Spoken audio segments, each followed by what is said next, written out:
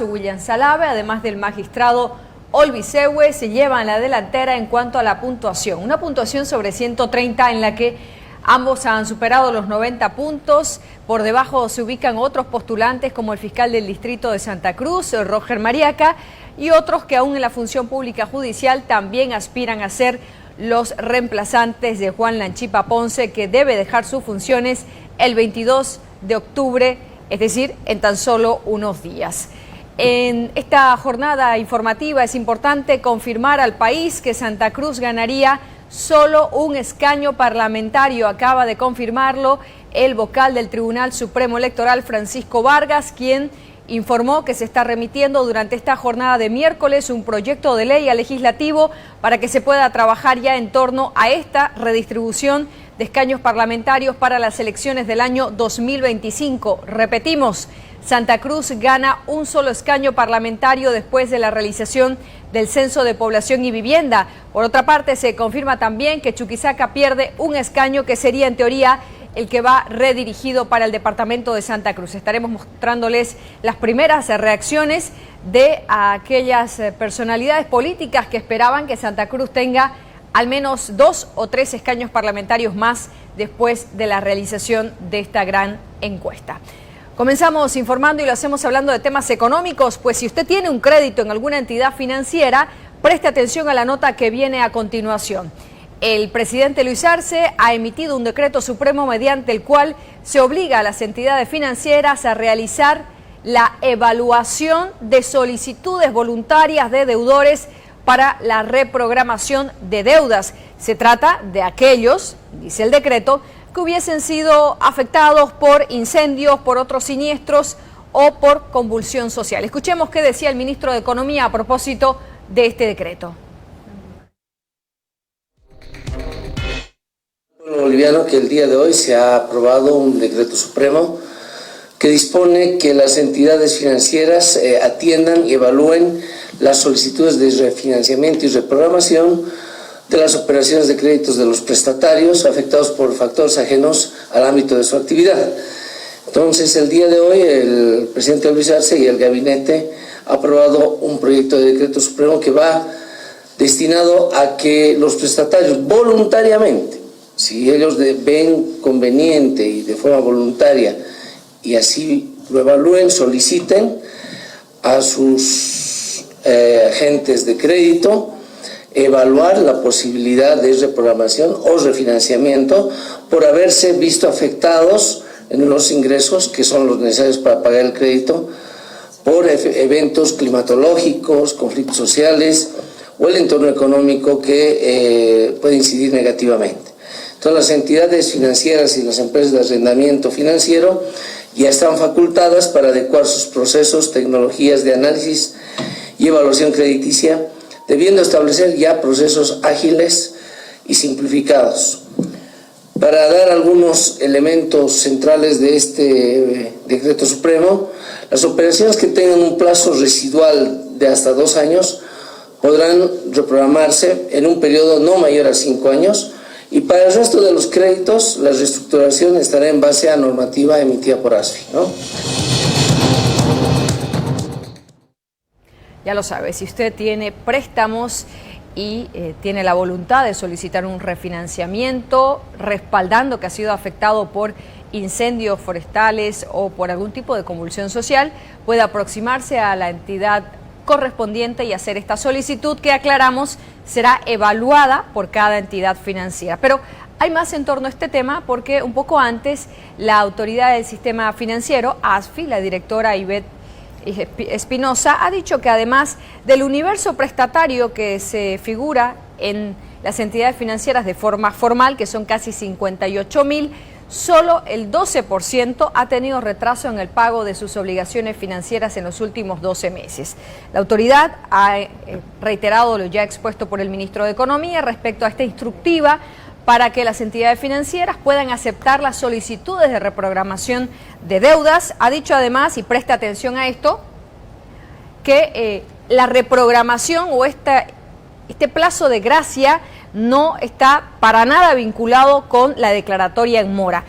Y lo más sustantivo de lo que dice la ASFI es que las entidades financieras deben ampliar el plazo de 121 a 240 días para recién iniciar los procesos judiciales para la declaratoria en mora, remates y otros inherentes a ese tema.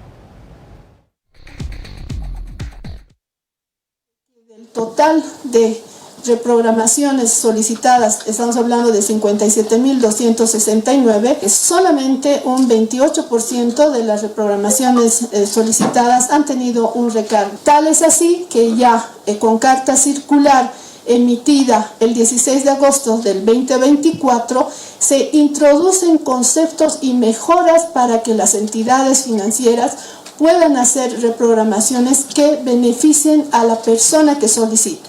Es decir, el tema del periodo de gracia ya está contemplado dentro de lo que son las reprogramaciones. Estas reprogramaciones no implican el cambio de calificación del deudor a una categoría de riesgo mayor que antes se lo hacía de forma automática. Hemos sacado una resolución en la cual se establece una ampliación para el inicio de las acciones judiciales de 91 días a 121 días desde la fecha en que entra en mora el prestatario.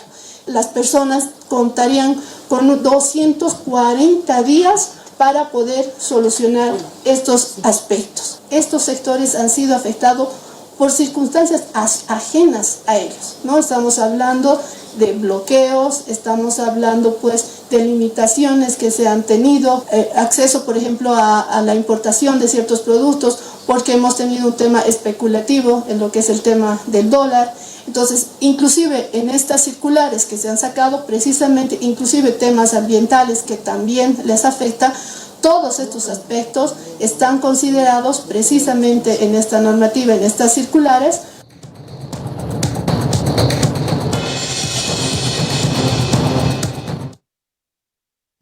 Ya lo sabe, si usted tiene alguna obligación en entidades financieras y ha resultado afectado por incendios, convulsión social u otros factores establecidos en el Decreto Supremo, puede voluntariamente aproximarse a estas para pedir se evalúe una reprogramación de su deuda. Cambiamos el ámbito de la información y nos referimos ahora a un nuevo escándalo que salpica a la alcaldía del municipio de Santa Cruz, que ahora mismo está siendo investigada en una de sus secretarías por millonaria evasión impositiva a través de la evasión de manipulación del sistema informático. Ya terminaba la jornada del martes y el concejal opositor Juan Carlos Medrano, quien se desmarcó hace algún tiempo de Gary Áñez, denunciaba que uno de los funcionarios que se observa de manera recurrente más cerca del alcalde Johnny Fernández, el señor Franz Cosío, que además estuvo envuelto en 1 o 2 escándalos, tendría título profesional falso. Según el denunciante, el funcionario ha presentado al municipio un título de la Universidad Pública Gabriel René Moreno que certificaría una licenciatura en Administración de Empresas. Medrano dice que fue a la universidad pública y allí le confirmaron de que ese título o el número de registro pertenecía a otra carrera, pero además a una mujer. La pregunta es qué es lo que está pasando en el municipio y cuántos de estos hechos existen también al interior de la administración pública. Comunicaciones internas que está ejecutando y efectuando la universidad para poder también adherirse a esta denuncia que estamos presentando, y nos apena la verdad de que el alcalde tenga en su gabinete, en su entorno tan cercano, a personas que están falsificando documentación para poder trabajar en la alcaldía ganando sueldos de casi 15.000 bolivianos, cuando hay tantos profesionales competentes con títulos que son verídicos, que son reales, que están desempleados. Es una pena lo que está sucediendo, hay tantos millones de bolivianos que se están robando al municipio y lo peor, hay tanta gente que puede trabajar que no está trabajando porque alguien ha pagado por un título falso y está ocupando un cargo que no le corresponde. Bueno, ya hemos recibido la confirmación de que el título es completamente falso, ese título ha sido hecho en algún Photoshop en la Gabriel, en algún punto internet, y eso desgraciadamente pues es un delito, no se puede falsificar documentación, mucho menos usar instrumentos falsificados en un proceso o en un proceso de contratación con el Estado, se está haciendo un daño económico al Estado, y esto está sancionado por la SAFCO y también por el Código Penal. Nosotros vamos a pedir que la Fiscalía intervenga de manera inmediata, se aprendan a estas personas y se solicite la devolución de cada peso que se le haya pagado, toda vez de que no correspondería. Esperemos de que la alcaldía, el Departamento Jurídico y Transparencia hagan las denuncias correspondientes y estas personas que están involucradas, más los profesionales que supuestamente también han falsificado estos títulos y que están trabajando, sean destituidos de los cargos. Creemos de que hay por lo menos unos 1000 títulos falsos en la alcaldía municipal, que han sido documentos adulterados, falsificados, y que hay personas que no tienen la capacidad técnica para ejercer una función, pero que están recibiendo un sueldo como si fueran profesionales. Esperemos que la Fiscalía secuestre los currículum, la base de datos que tenemos en Recursos Humanos, y empecemos a hacer una investigación antes de que Recursos Humanos destruya los títulos falsos.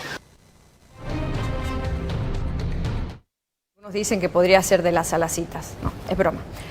¿Qué dice la alcaldía? El asesor Bernardo Montenegro, quien además convocó una conferencia de prensa muy temprano hoy miércoles, intentaba hablar acerca del escándalo que tiene que ver con manipulación de millonarias deudas municipales. Cuando fue consultado sobre esta denuncia, Montenegro dijo que él no tenía conocimiento si Franz Cosío había vuelto. Recordemos que ya dejó el cargo en una oportunidad por estar involucrado en un escándalo. Sin embargo, después de ese hecho, se lo observó con el alcalde Johnny Fernández. Hoy Bernardo Montenegro dice que él no sabe si Cosío continúa siendo funcionario público, pero que pedirá un informe a la unidad de transparencia. Nos hemos enterado a través de redes sociales justamente de eso. El día de hoy vamos a hacer las averiguaciones al respecto y en las siguientes horas se les hará conocer. ¿Qué pasaría con él si se confirma esta hipótesis que usted dice? Como le digo, primero hay que ver si sigue fungiendo o no de funcionario público como primer elemento. Segundo elemento, si se cometió el delito que se acusa, y en base a eso ya será la Dirección de Transparencia la que pida y solicite toda esta información para hacer la evaluación necesaria y determinar si hubo transgresiones a la norma o no.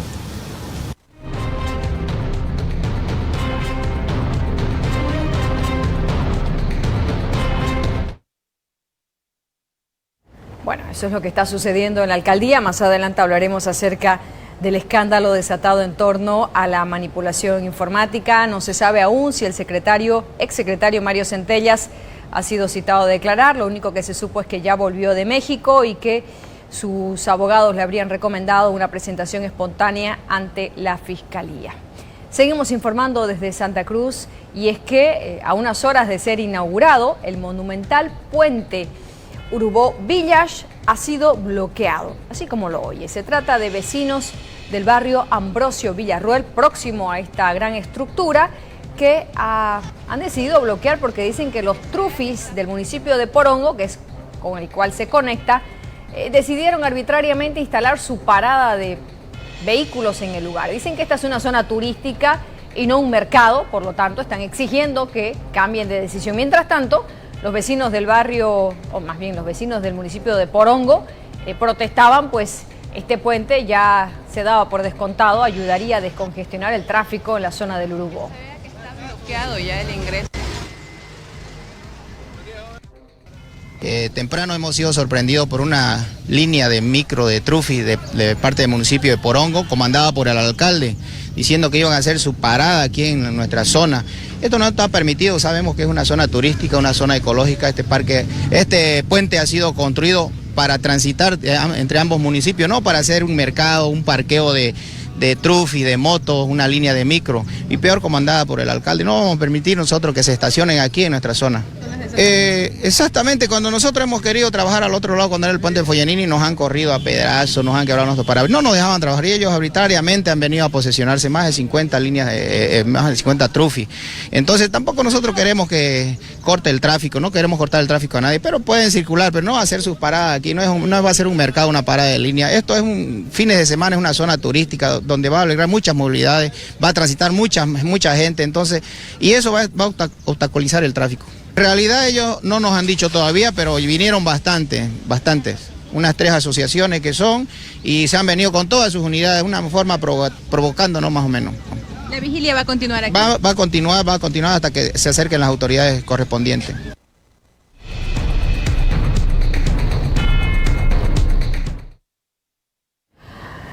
Hablamos ahora acerca de otro tema, y es que decíamos que ya está confirmado, el departamento de Santa Cruz tendría solo un escaño más después de los resultados preliminares del Censo de Población y Vivienda. Así lo confirmó hace minutos nada más el vocal del Tribunal Supremo Electoral, Francisco Vargas, quien además dijo que este escaño, uno solo, que recibirá Santa Cruz, es el que pierde el departamento de Chuquisaca. El proyecto de ley referido a la redistribución de estos espacios políticos en el Legislativo será enviado en el transcurso de hoy a la Asamblea. El Tribunal Supremo Electoral aprobó el informe de la Comisión Técnica sobre la redistribución de escaños, quedando como resultado que Santa Cruz ganaría un diputado más para la región, mientras que Chuquisaca perdería el mismo. Distribución de escaños, el órgano electoral ha conocido, ha aprobado el informe de la Comisión Técnica y en el transcurso del día de hoy hará la remisión oficial del informe y del proyecto de ley a la Asamblea Legislativa Plurinacional, cumpliendo de esta manera nuestra función. Este trabajo ha sido eminentemente técnico y se ha basado sobre la información oficial que ha sido remitida por parte del Instituto Nacional de Estadística. Entonces, en el transcurso del día se va a hacer la presentación oficial del informe técnico del proyecto de ley respectivo. El vicepresidente de esa instancia electoral, Francisco Vargas, anunció que este mismo miércoles se enviará el proyecto de ley a la Asamblea Legislativa. De aplicarse esta redistribución, Santa Cruz pasaría de 28 diputados a tener 29 escaños, igualando así al departamento de La Paz como las regiones con mayor representación.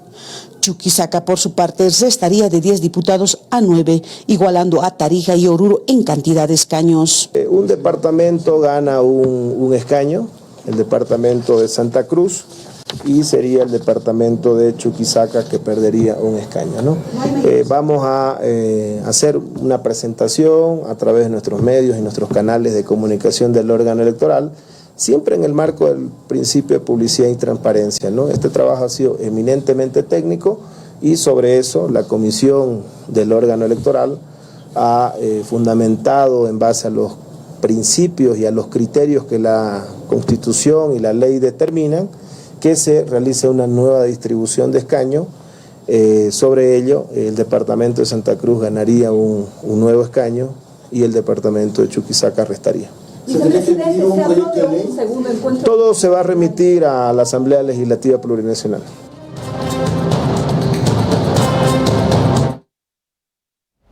Esa es la información, insistimos, que se remite en el transcurso de hoy al Legislativo para que se trabaje un proyecto de ley referido a la redistribución de escaños. ¿Cuáles son las primeras reacciones frente a una noticia como esta? Recordemos que algunos políticos aseguraban de que la proyección era que Santa Cruz tenga al menos 2, si no 3 nuevos escaños después de la realización del Censo de Población y Vivienda.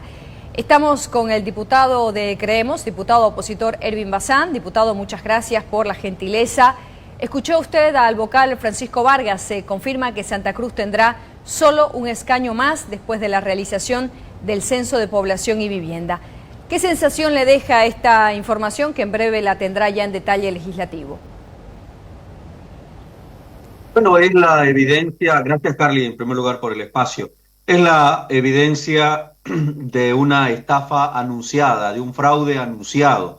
Han patentizado la invisibilización de 1 millón de ciudadanos. Y no es solamente el tema de escaños parlamentarios, el tema de representación política. Es la invisibilización de 1 millón de ciudadanos y es la negación de los recursos económicos que le corresponden a ese 1 millón de ciudadanos para atención en salud, en educación, en una serie de servicios básicos que tienen que ofrecer los niveles subnacionales del Estado como gobernación, alcaldía, el municipio. Entonces es la invisibilización de 1 millón de ciudadanos para atención en salud, en educación, 1 millón de ciudadanos que pierden la oportunidad de acceder a servicios básicos. Y queda, decía yo, patentada la estafa y el fraude del gobierno con este Censo Nacional de Población y Vivienda, un resultado que desde la bancada parlamentaria de Santa Cruz, la bancada parlamentaria de Creemos, no aceptamos. Lamentando muchísimo, por supuesto, el accionar de algunas instituciones del departamento, de algunos denominados líderes, pero que a la hora de representar a Santa Cruz no lo hacen y más bien conviven con el movimiento al socialismo para normalizar estos resultados. Eso es lo que hemos denunciado hace un par de semanas cuando mesas técnicas reunidas con la gobernación de Santa Cruz y otras instituciones no decían nada, se quedaban calladitas y decían que los resultados estaban más o menos bien. Es decir, ya venían normalizando este resultado. De todas maneras, estos resultados técnicos del órgano electoral van a llegar a la Asamblea Legislativa. La bancada parlamentaria de Creemos, que representamos a Santa Cruz, en coherencia con nuestro departamento, anunciamos ya que no son resultados aceptables y por supuesto nos reservamos todas las acciones que vamos a llevar adelante dentro de la Asamblea Legislativa. Diputado Bazán, ¿qué acciones, por ejemplo, podrían llevarse frente ya a una lectura de resultados preliminares? El ciudadano se pregunta, ¿hay algo más para hacer? Por esto adelantaba que lamento muchísimo la falta de unidad regional en el departamento, la falta de firmeza de las instituciones del departamento para rechazar al unísono estos resultados. Y lo lamentable es que desde las mesas técnicas de la gobernación de Santa Cruz ya normalizaron estos resultados. Entonces es prácticamente como que instituciones de Santa Cruz le dan la espalda a ese millón de ciudadanos, le dan la espalda a Santa Cruz y le niegan la posibilidad de defender juntos. Queda todavía el espacio de la Asamblea Legislativa, donde habemos parlamentarios que sí representamos a Santa Cruz y que no vamos a aceptar estos resultados en el ámbito del espacio que nos corresponde hacerlo, que es el debate de la Asamblea Legislativa. ¿A qué instituciones se refiere, diputado?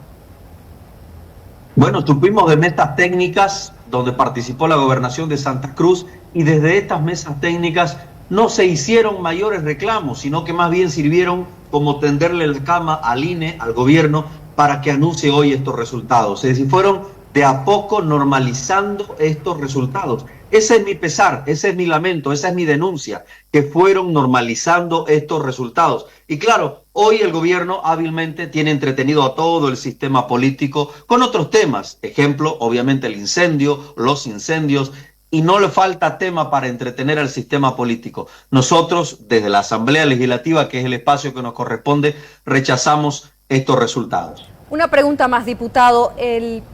Cuando Luis Fernando Camacho aún estaba tomando las riendas de la gobernación, se hizo un estudio en el departamento de Santa Cruz y se anunció que la proyección de habitantes era de 4 millones. Justamente esa habría sido la base para el reclamo del por qué ahora la cifra que presentó el INE no estaba ni siquiera cerca de la estimación o de la proyección que hizo. ¿Qué certificaciones científicas tienen respecto a este estudio que hizo en su momento el ICE justamente para acompañar todo este proceso que ya se advertía? Con gran acierto, el gobernador de los cruceños, Luis Fernando Camacho, instruyó la realización del levantamiento estadístico departamental, justamente para que desde la gobernación, en unidad con todas las instituciones, tengamos las cifras que impidan el fraude del movimiento al socialismo. Lamentablemente, la nueva gestión de la gobernación a la cabeza de Mario Aguilera no han sido capaces ni de defender los propios resultados del levantamiento estadístico departamental del Instituto Cruceño de Estadísticas. Por cierto, el director del Instituto Cruceño de Estadísticas sigue siendo el mismo, el querido amigo Juan Pablo Suárez. Bueno, Juan Pablo Suárez, gracias. Juan Pablo Suárez es el mismo director, entonces me pregunto por qué no hay una defensa más clara, más firme, una defensa cerrada de los resultados del levantamiento estadístico departamental. ¿Qué es lo que impide a Mario Aguilera a levantar su voz firmemente y decirle no al gobierno nacional? ¿Por qué no le pide cuentas al gobierno nacional? ¿Por qué no es más firme para exigirle al gobierno nacional que respete a los 4 millones de cruceños que vivimos en Santa Cruz? Y la respuesta no se me ocurre otra que no sea el hecho de que Mario Aguilera tiene la voz embargada y no va a ser capaz de decirle no al gobierno nacional, de reclamarle nada, no le va a reclamar nada porque tiene la voz embargada. Lamentablemente, esa es la realidad que vivimos hoy en el departamento de Santa Cruz. Diputado Erwin Bazán, muchas gracias por su gentileza. Son las primeras impresiones después de que se confirmase lo que muchos temían. Santa Cruz solo tendrá un escaño más para las próximas elecciones, que es además el escaño que pierde el departamento de Chuquisaca. Muchas gracias por su tiempo, diputado. Hasta cualquier momento. Muchas gracias. Era el diputado opositor quien además reclamaba al gobernador en ejercicio, Mario Aguilera. Se normalizó cifras y estadísticas que no iban, dice, de la mano del trabajo que hizo el Instituto Cruceño de Estadística. Se aguarda cuál será la reacción de los parlamentarios en la Asamblea Legislativa cuando este documento sea entregado de forma oficial y se conozca en detalle cómo será la nueva reconfiguración del tablero político en el Legislativo Nacional. Hablamos ahora de la expresidenta Yanine Áñez, pues una de sus intervenciones en el juicio virtual que se desarrolla del caso Sencata, la expresidenta ha aprovechado para pedirle al tribunal que la procesa por la vía ordinaria acabar con lo que ella califica como una tortura y como una farsa. Y se ha remitido directamente a las declaraciones del exministro de Justicia, Iván Lima, acusando a Evo Morales de haber presionado para procesarla a raíz de un capricho. Y no solo a ella, decía, sino también a otros 18 ciudadanos bolivianos. Quiero plantearles a ustedes que pongan punto final a esta tortura confesada por el exministro Iván Lima. Él ha confesado que estas audiencias inhumanas, que son de 12 horas, a veces más de 12 horas diarias, son por presión de Evo Morales. Él ha confesado que 18 ciudadanos bolivianos somos acusados por capricho de Evo Morales, sometidos a un proceso ilegal ante ustedes, que son un tribunal sin competencia para juzgar a una expresidente. Ha confesado que ustedes, señores jueces, también son víctimas de la presión del propio exministro Lima, del procurador, del ministro de Gobierno, del fiscal Lanchipa, para llevar adelante este circo romano, donde nos están echando como carnada a los leones para deleite de su emperador.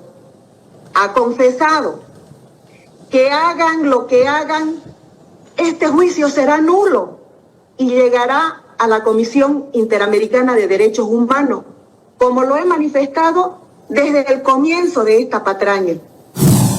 El señor Iván Lima ha confesado también, por favor, de no que es este parte del juicio proceso. Ilegal, las terceras personas que se pronuncian en relación al caso no es vinculante a este tribunal. Déjeme hablar, yo soporto 18 horas y este juicio ilegal. Déjeme hablar, estoy en mi derecho.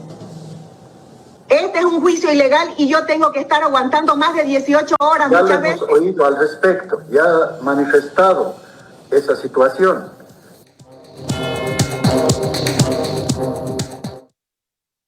Por su parte, el alcalde de La Paz, Iván Arias, quien también fue ministro en el gabinete de Yanine Áñez, aseguró de que la expresidenta no merece un juicio ordinario. Es ahora que tienen que descubrir, decía, tienen que mostrar que la verdad histórica es que no hubo un golpe de Estado, sino una transición como manda la Constitución. La señora Áñez merece un juicio de responsabilidad. La señora Áñez fue una presidenta constitucional. Fíjese, al peor dictador que tuvimos en Bolivia, el señor García Mesa, del cual yo soy víctima porque fui torturado, fui exiliado en su régimen, se le dio juicio de responsabilidades. ¿Cómo a una expresidenta que entra de una manera constitucional no se le va a dar un juicio de responsabilidades? Es decir, todo tiene que encauzarse a lo que es la verdad. La verdad histórica es que aquí no hubo golpe de Estado, hubo una transición democrática que la han querido convertir en golpe de Estado y por eso la ha llevado a la señora a un juicio de responsabilidades. Y yo creo que lo que hay que, un juicio, mejor dicho, ordinario, y lo que hay que hacer es volver a un juicio de responsabilidad.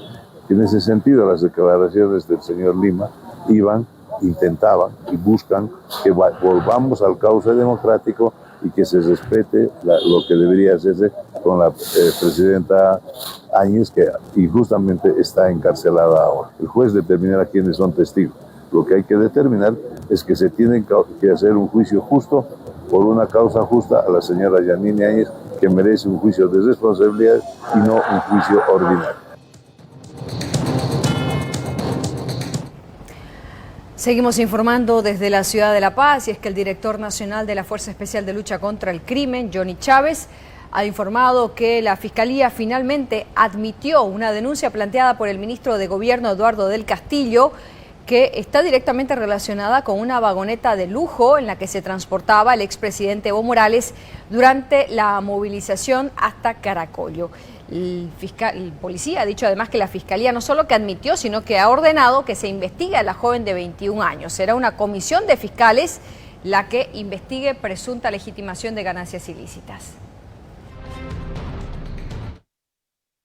Nacional de la FELCC confirmó que el Ministerio Público admitió la denuncia del Ministerio de Gobierno por legitimación de ganancias ilícitas en contra de la joven de 21 años, dueña de la lujosa vagoneta en la que se movilizaba el expresidente Evo Morales durante la marcha desde Caracollo. Y es evidente, es una denuncia que se ha aperturado, que se ha realizado como inicio de investigaciones.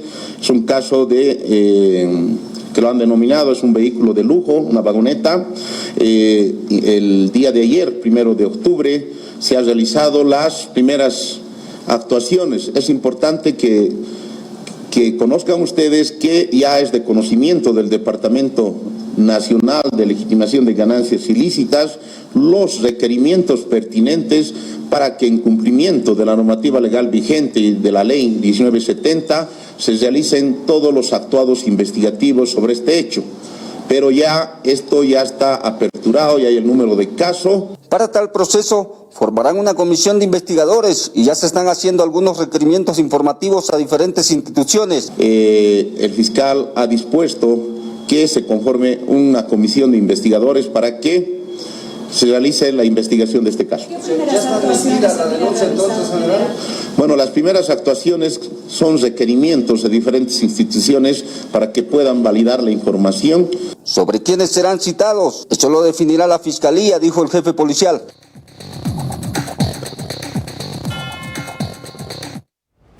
Así es, una comisión investigará el uso de este vehículo y la joven que era titular de este bien. Entre tanto, desde Chuquisaca, el gobernador insiste en que el presidente Luis Arce debe encarcelar en la cárcel de Chonchocoro a Evo Morales. Fiel a su estilo, la primera autoridad política de ese departamento ha dicho que Evo Morales es quien está provocando otro incendio en el país, motivo por el cual sugiere que sea investigado, detenido y encarcelado. Para el país, y no le va a dejar porque él va a su cabeza de Lucho Arce y pues va a seguir insistiendo. Hay que estar nomás de eso conscientes, porque es hambre de poder. ¿Qué medidas se debería de tomar ese gobierno central? No, a los incitadores, a los conspiradores hay que meter preso, que vaya a Chonchocoro. ¿Esta situación le podría llevar a Evo Morales tal vez en el futuro a afrontar otro tipo de procesos por vulnerar la Constitución? No solamente a nivel nacional, sino a nivel internacional. Y hay organismos que se han pronunciado. Creo que hay que pedir al presidente que cumpla lo que dice la Constitución Política de Estado, porque ahí es donde tenemos los derechos y los deberes cada uno de los bolivianos y bolivianas.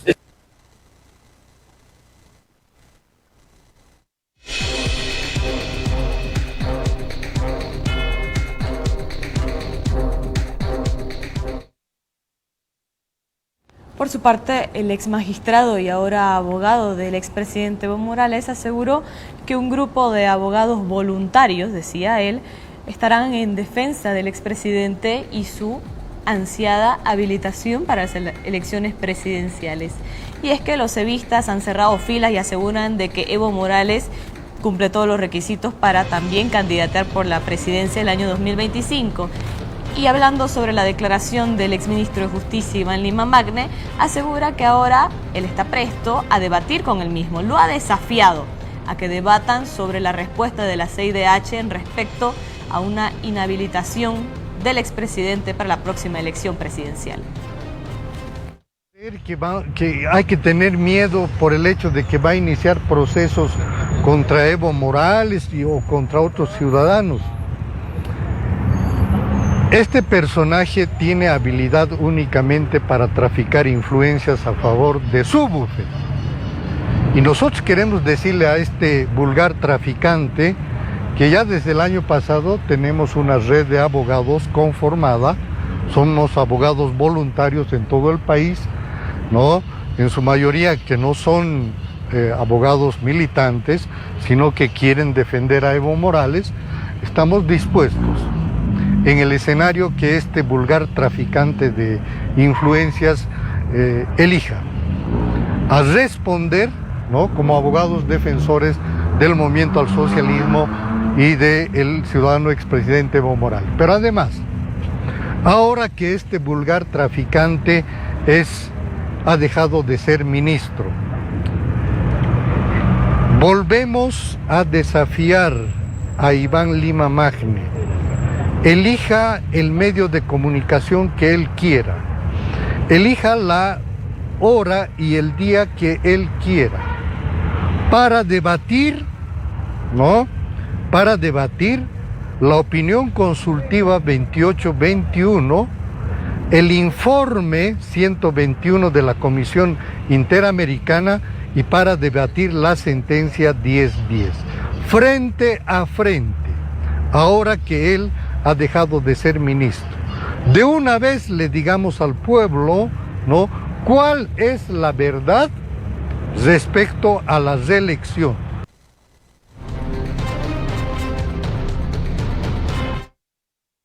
Hacemos una pausa y cuando retornemos hablaremos de la carrera por la Fiscalía General de la Nación. Y es que un fiscal del distrito y un